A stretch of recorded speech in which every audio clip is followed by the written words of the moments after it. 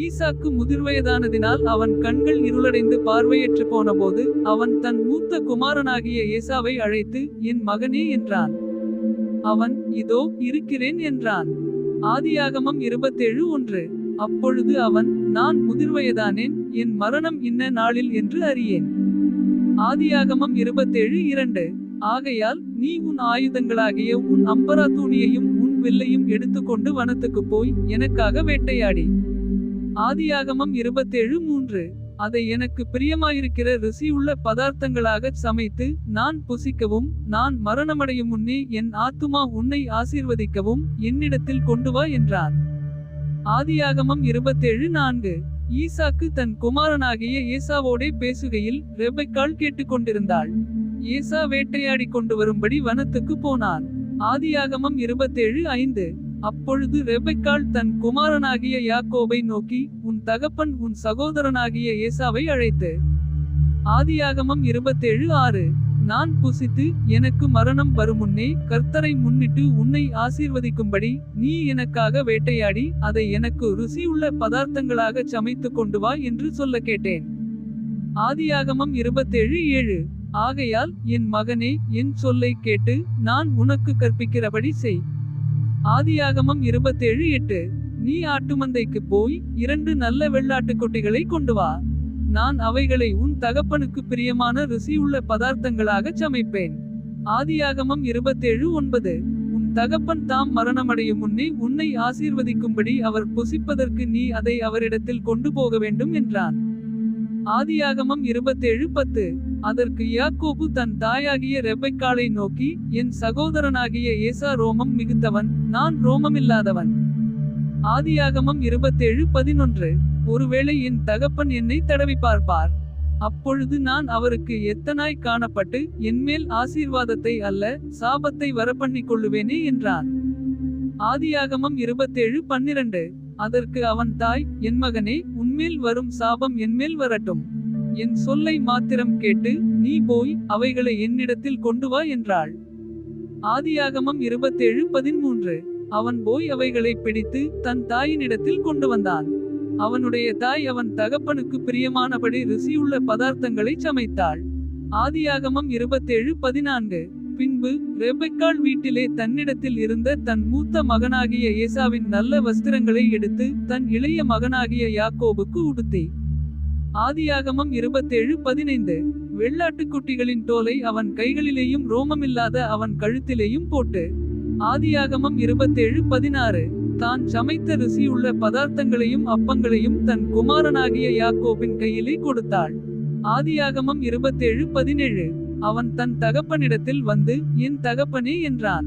அதற்கு அவன் இதோ இருக்கிறேன். நீ யார் என் மகனே என்றான். ஆதியாகமம் 27:18. அப்பொழுது யாக்கோபு தன் தகப்பனை நோக்கி நான் உமது மூத்த மகனாகிய ஏசா. நீர் எனக்கு சொன்னபடியே செய்தேன். உம்முடைய ஆத்துமா என்னை ஆசீர்வதிக்கும்படி நீர் எழுந்து உட்கார்ந்து நான் வேட்டையாடி கொண்டு வந்ததை புசியும் என்றான். ஆதியாகமம் 27:19. அப்பொழுது ஈசாக்கு தன் குமாரனை நோக்கி என் மகனே இது உனக்கு இத்தனை சீக்கிரமாய் எப்படி அகப்பட்டது என்றான். அவன் உம்முடைய தேவனாகிய கர்த்தர் எனக்கு நேரிட பண்ணினார் என்றான். ஆதியாகமம் 27:20. அப்பொழுது ஈசாக்கு யாக்கோபை நோக்கி என் மகனே நீ என் குமாரனாகிய ஏசாதானோ அல்லவோ என்று நான் உன்னை தடவி பார்க்கும்படி கிட்ட வா என்றான். ஆதியாகமம் 27:21. யாக்கோபு தன் தகப்பனாகிய ஈசாக்கண்டையில் கிட்ட போனான். அவன் இவனை தடவி பார்த்து சத்தம் யாக்கோபின் சத்தம், கைகளோ ஏசாவின் கைகள் என்று சொல்லி. ஆதியாகமம் 27:22. அவனுடைய கைகள் அவன் சகோதரனாகிய ஏசாவின் கைகளைப் போல ரோமமுள்ளவைகளாயிருந்தபடியினாலே இன்னான் என்று அறியாமல் அவனை ஆசீர்வதித்து. ஆதியாகமம் 27:23.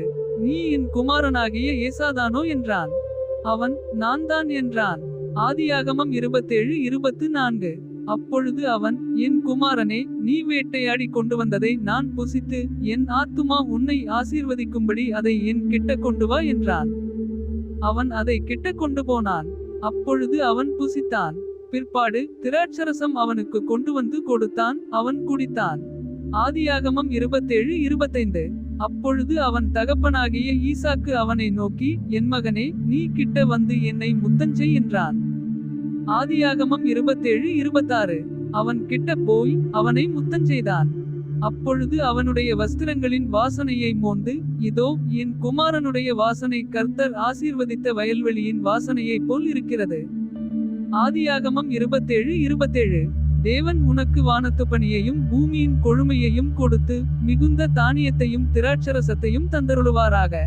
ஆதியாகமம் 27:28. ஜனங்கள் உன்னை சேவிக்கவும் ஜாதிகள் உன்னை வணங்கவும் கடவர்கள். உன் சகோதரருக்கு எஜமானாயிருப்பாய். உன் தாயின் பிள்ளைகள் உன்னை வணங்குவார்கள். உன்னை சபிக்கிறவர்கள் சபிக்கப்பட்டவர்களும் உன்னை ஆசீர்வதிக்கிறவர்கள் ஆசீர்வதிக்கப்பட்டவர்களுமாய் இருப்பார்கள் என்று சொல்லி அவனை ஆசீர்வதித்தான். ஆதியாகமம் 27:29.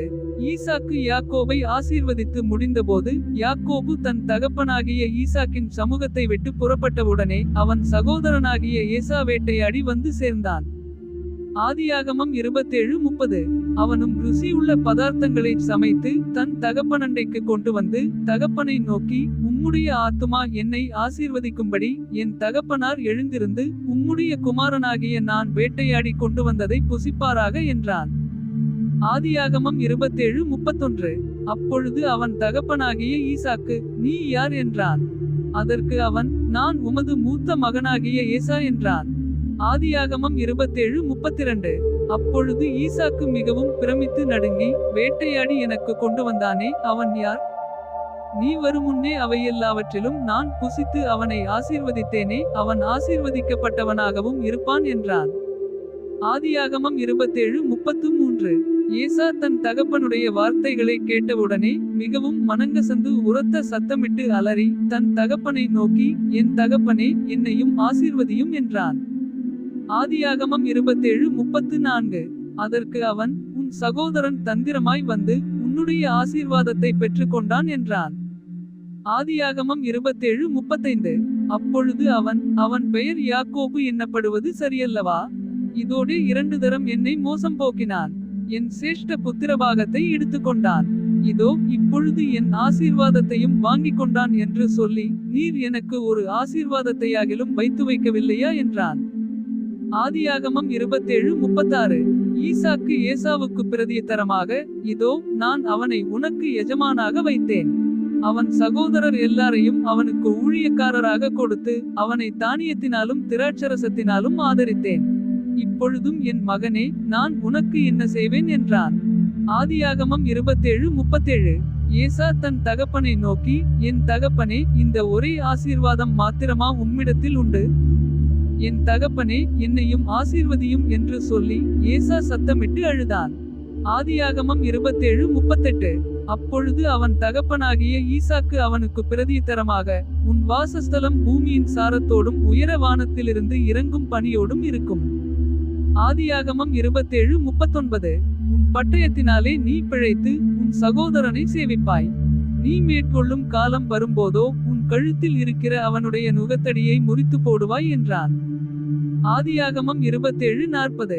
யாக்கோபை தன் தகப்பன் ஆசீர்வதித்தது நிமித்தம் ஏசா யாக்கோபை பகைத்து, என் தகப்பனுக்காக துக்கிக்கும் நாட்கள் சீக்கிரமாய் வரும், அப்பொழுது என் சகோதரனாகிய யாக்கோபை கொன்று போடுவேன் என்று ஏசா தன் இருதயத்திலே சொல்லிக் கொண்டான். ஆதியாகமம் 27:41. மூத்த மகனாகிய ஏசாவின் வார்த்தைகள் ரெபெக்காளுக்கு அறிவிக்கப்பட்டது.